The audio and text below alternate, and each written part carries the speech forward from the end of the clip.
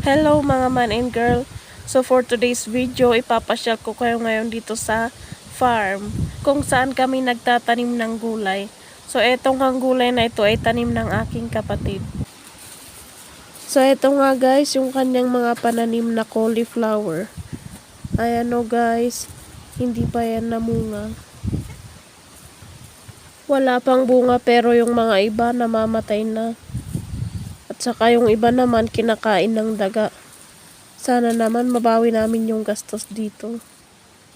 Yung mga iba naman namumunga na, yung nasa bandang dulo. Kahit maliliit pa ay may bunga na. Ano kayang nangyari dun? Pakita ko sa inyo mamaya.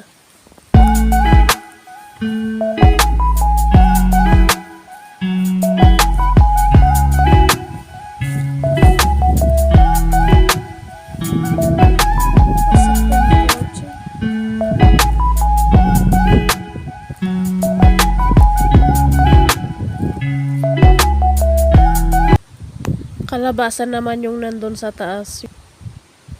Ito naman yung tinutukoy ko kanina na namumunga na kahit na maliliit pa lang. Ayun o. Ano kayang kulang dito? Maliliit pa lang siya pero namumunga na. Pero maliliit din yung kanyang bunga. Ang lama-lama Ano kayang kulang? Paki-comment nga. Basit pa eh. Harabasa. Ito naman yung kalabasa. So, dito kami magdadamo ngayon dahil malalaki na yung kanyang mga damo. Okay man lang. Pagkatapos nga naming nagdamo doon sa kalabasa ay Sili. namitas naman kami ngayon ng sili. Dynamite manin. Enjoy na enjoy nga kami sa pamimitas niyan. Pati yung mga anak ko, tuwang-tuwa sila. Kasi malalaki daw yung bunga niya. Maganda talaga siyang gawing dynamite. May video.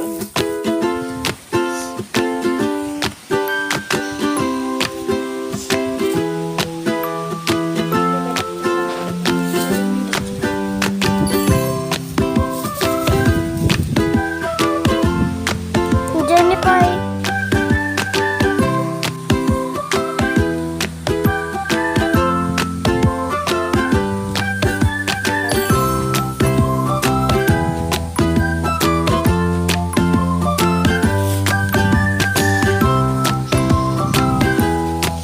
Dito nga di at atang mama. Lagi tani. Yung atang.